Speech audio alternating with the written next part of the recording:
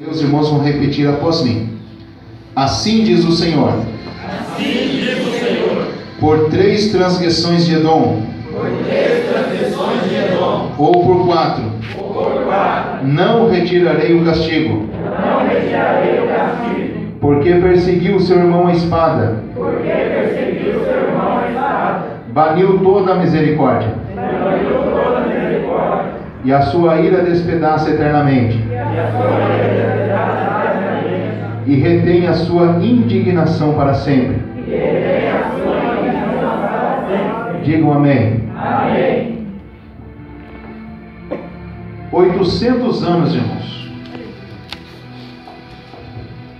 800.000 anos haviam se passado. E Deus levanta um profeta sobre a face da terra, por nome Amós, cujo nome significa aquele que suporta o jugo.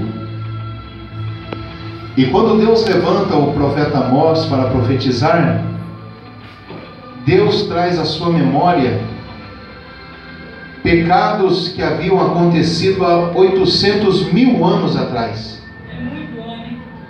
E esse Deus que está usando o profeta Amós é aquele Deus que nós lemos que lança no mar do esquecimento os nossos pecados e deles não se lembra mais. Mas esse mesmo Deus também traz sobre a tua face alguns pecados que os homens cometem na terra, que ele não se esquece.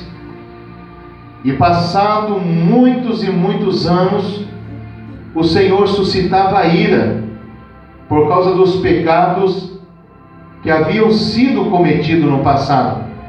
E o Senhor manda o profeta Amós levantar a voz e dizer que por 3 ou 4 transgressões que Edom cometeu no passado, o Senhor não retiraria o castigo sobre a sua descendência.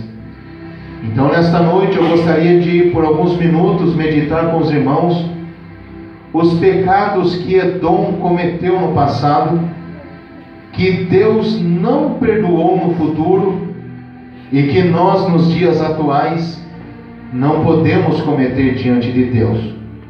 E para que você entenda que pecado foi esse, primeiro você precisa saber quem é Edom na Bíblia Sagrada. Todos nós sabemos que Deus, na era patriarcal, levantou o seu servo por nome Abrão. A Bíblia diz que o Senhor Deus fez promessa a ele, que dele suscitaria a descendência sobre a face da terra. Depois de curar o ventre estéril de Ana, a Bíblia diz de Sara, a Bíblia diz que do ventre de Sara é gerado Isaque. A Bíblia diz que Isaque também casa-se com uma mulher estéril, e depois de orar por mais de 18 anos na presença do Senhor, o Senhor responde às orações de Isaque, visita o ventre da sua esposa, cura e coloca 2 sementes dentro daquele útero. Aquela mulher gerou filhos gêmeos e o nome do Senhor foi glorificado naquele milagre. A Bíblia diz que nasceram daquela mulher Esaú e Jacó. A Bíblia diz, irmãos, que estes foram os filhos gêmeos do patriarca Isaque.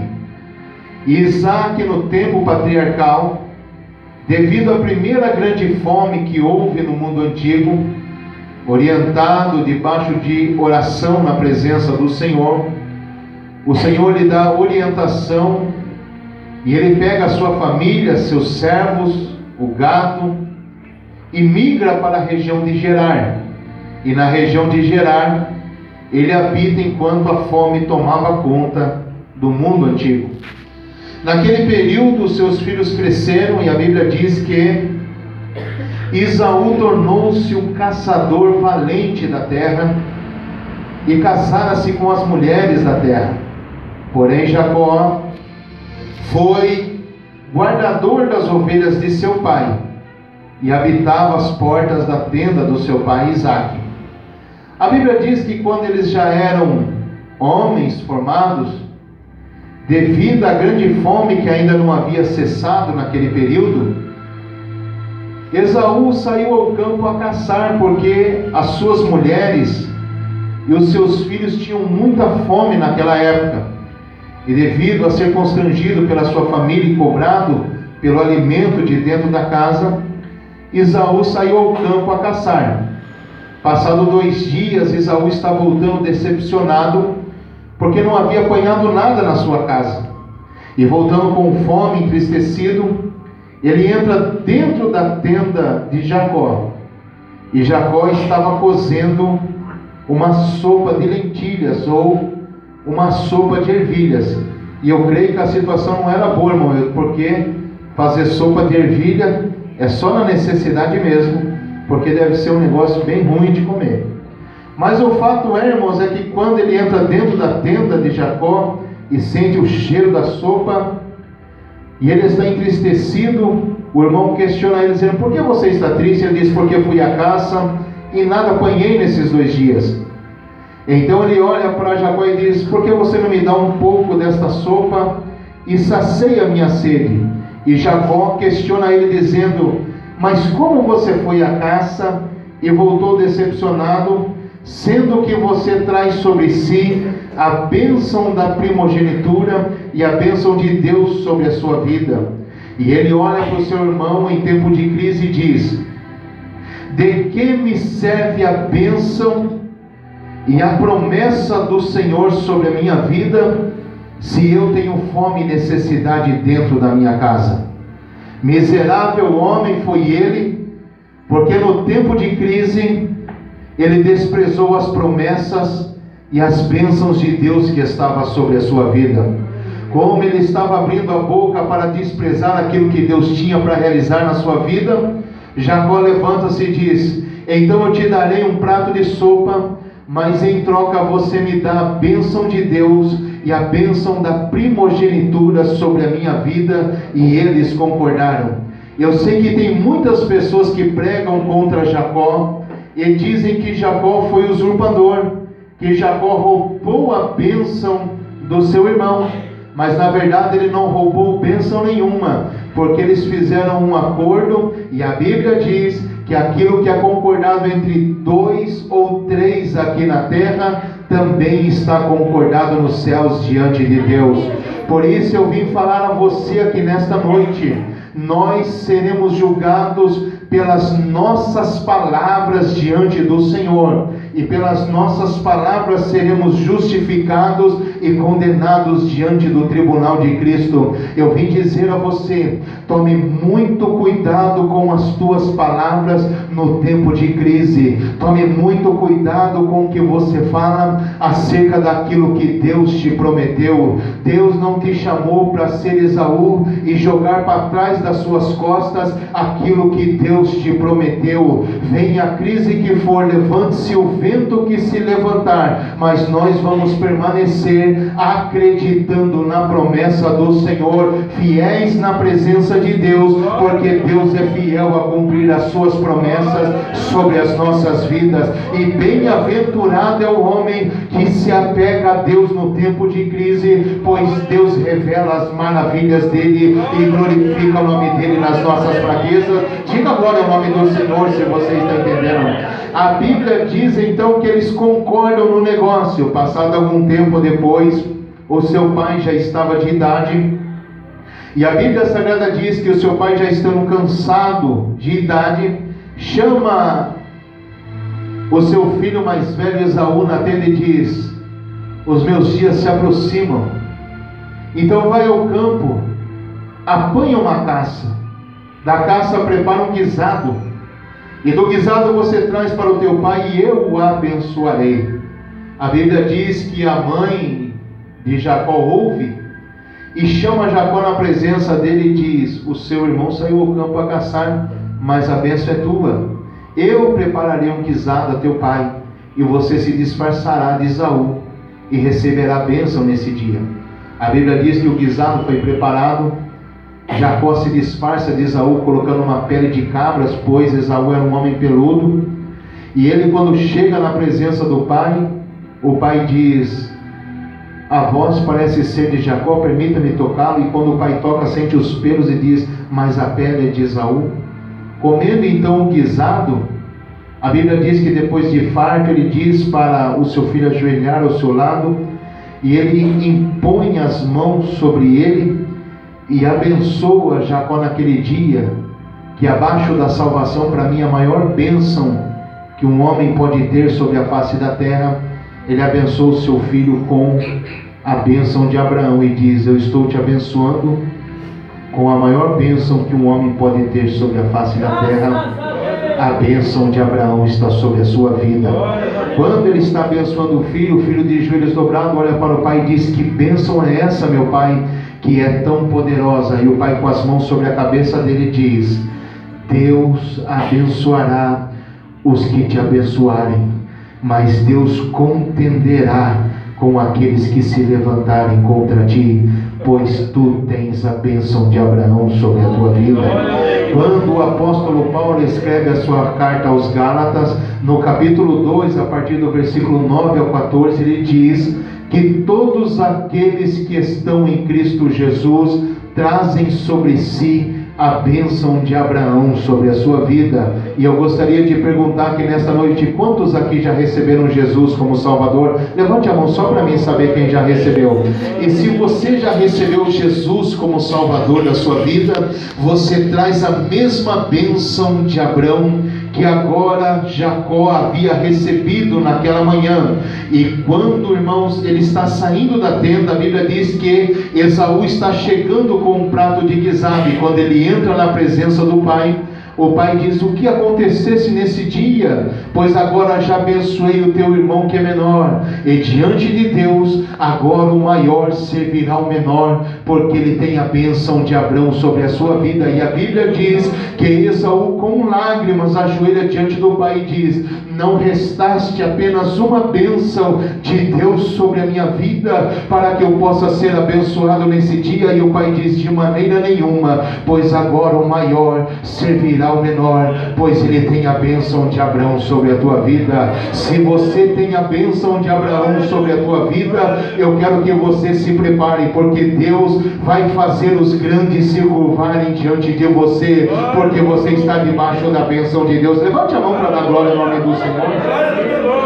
E a bênção de Abraão, irmãos, ela não está sendo entendida ou compreendida em nossos dias em que nós vivemos na presença do Senhor.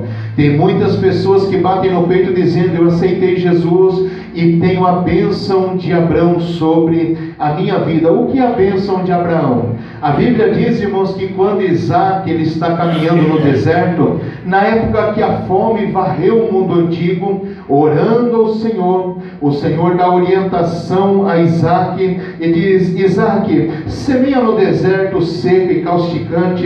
E ele diz: Senhor, a fome varre a face da terra, não há chuva e não há orvalho, e o Senhor me direciona para que eu venha semear as minhas poucas sementes no deserto seco e causticante. E o Senhor diz: mas você tem sobre si a bênção de seu pai Abraão, semeia no deserto. A Bíblia diz que agora Isaac vai semeando as suas sementes no deserto, as poucas sementes que ele ainda tinha, e os povos que estavam à volta zombavam e escarneciam de Isaac, dizendo: ele está louco, ele está fora de si, ele está desperdiçando as suas sementes num deserto seco e árido, este homem está fora de si, ele está em loucura. Mas o que eles não sabiam é que Isaac estava orientado pela voz de Deus, e a Bíblia diz que naquele mesmo ano Isaac colheu 100 por 1 na presença do Senhor, pois ele tinha a bênção de Abraão sobre a sua vida. A Bíblia diz que os discípulos também renunciaram tudo para seguir ao Senhor Jesus. E quando o Senhor está falando dos tesouros escondidos dos céus, Pedro questiona o Senhor dizendo: Senhor, eu renunciei a tudo isto para te servir, deixei pai, deixei mãe, deixei família para te servir, Senhor. O que será da minha vida? Qual será a minha recompensa? E o Senhor olhou para Pedro e disse: tudo aquilo que você renunciou para estar em minha presença, nesta vida ainda, em vida, você receberá de Deus 100 vezes mais e no porvir a vida eterna, por renunciar e estar em minha presença, porque a bênção de Abraão é 100 por 1 para aqueles que estão na presença do Senhor Jesus. Mas como funciona isso? Porque as pessoas não estão recebendo dentro da casa do Senhor as bênçãos de Deus. Parece que nesses dias, pastor João, nós estamos vivendo um conta-gota de bênçãos de Deus sobre a nossa vida. Parece que eu vejo uma cachoeira de bênçãos diante da igreja, mas ela está congelada, e a única coisa que cai sobre a igreja é umas poucas gotas de bênção, porque a igreja não sabe aproveitar a bênção de Abraão que está sobre a sua vida. Como é que funciona isso, pastor André? Eu não estou compreendendo. Deixa eu dar uma descortinada aqui no mundo espiritual, para você entender como funciona a bênção de Abraão dentro da igreja. Todas as vezes que você vê o círculo de oração louvando o nome do Senhor Jesus, alguém lá no fundo levanta a mão e diz assim: Deus, abençoa as nossas irmãs do círculo de oração. Imediatamente Deus volta o olhar para o círculo de oração, reconhece nelas a bênção de Abraão, ele volta o olhar para a pessoa e diz: recebe 100 vezes mais sobre a sua vida. Quando a mocidade está cantando na presença do Senhor, alguém também levanta a mão e diz: Senhor, abençoa os jovens que estão cantando nesta noite.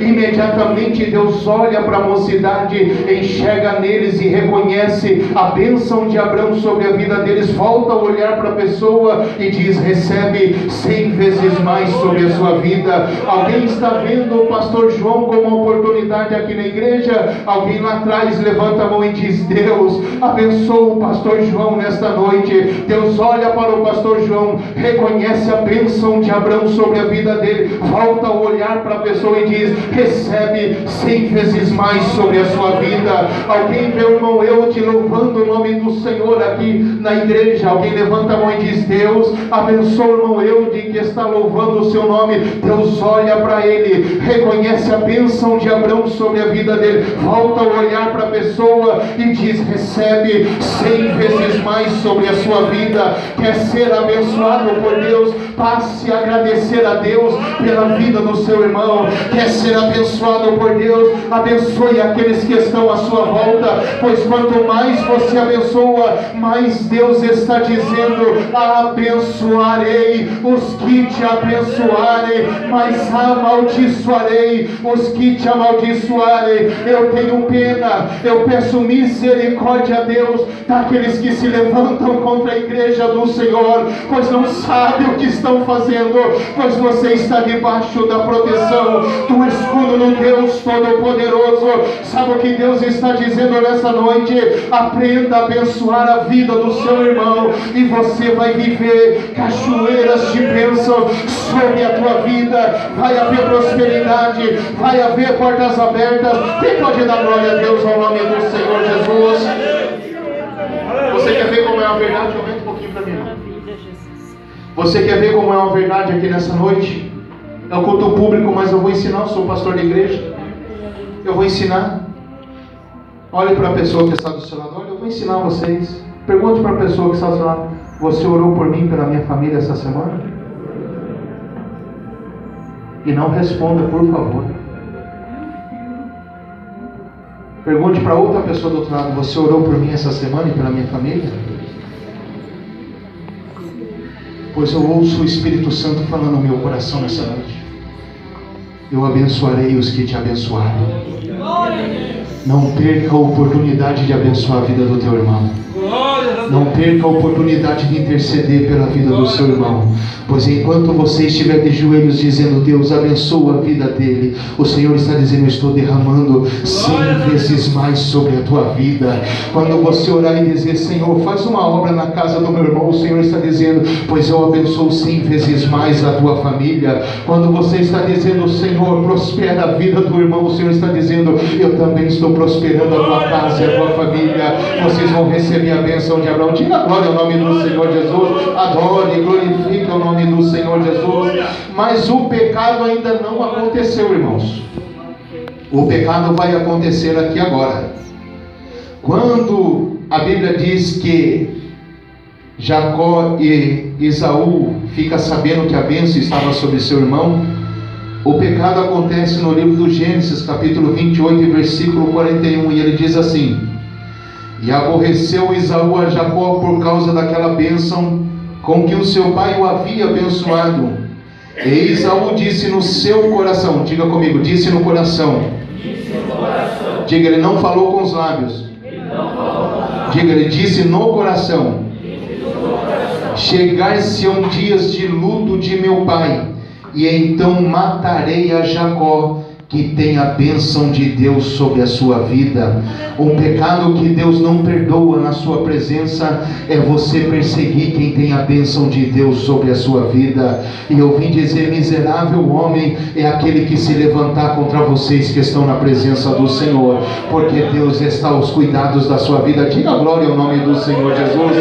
Então, o primeiro pecado que Deus está suscitando o profeta Amós a profetizar e trazendo ira sobre ele é que Esaú perseguiu a quem tinha a bênção de Deus sobre a sua vida. Você não tem autoridade para perseguir aqueles que Deus abençoou sobre a face da terra. Se Deus abençoou, glorifica o nome do Senhor Jesus, porque Deus é quem escolhe para abençoar na face da terra. Diga glória ao nome santo do Senhor Jesus. Bendito seja o nome do Senhor Jesus. Na lei que havia dentro de Israel, Natã, quem deveria ser abençoado dentro da casa do pai era o filho primogênito, o mais velho. Mas Deus quebra o paradigma dizendo: eu escolho a Davi, o último, a quem ninguém quer abençoar, e eu o abençoo. A Bíblia diz que os irmãos aborreceram a Davi, mas o Senhor suscitou bênçãos abundantes sobre a sua vida. Bendito seja o nome do Senhor. Diga glória ao nome do Senhor Jesus. Deus seja louvado. A Bíblia diz, irmãos, que eu vou falar sobre o segundo pecado. A Bíblia diz que naqueles dias, irmãos, Isaac faleceu. Depois do velório, o nome de Esaú foi mudado para Edom. Então, irmãos, Jacó foge da casa do seu pai e vai peregrinar no deserto até chegar na casa da sua prometida. Enquanto isso, a Bíblia diz que Esaú pega as suas esposas e eles migram para as terras de Seir, ou as montanhas de Seir, e ali vão edificar uma cidade. Olhe para mim, todos vocês que estão na escola já viram falar sobre a cidade de Petros, ou a cidade de pedra, que muitas vezes passa nos documentários. Esta cidade de pedra é quem foi Edom, quem a edificou com a sua descendência. Eles migram e esculpem uma cidade sobre uma montanha de pedras, e ali eles se fortificam. Agora preste muita atenção. Quando Jacó casa-se e gera os seus filhos, a Bíblia diz que ele desce para o deserto e vai tornar-se escravo com a sua descendência por mais de 400 anos. Como pode isso, pastor?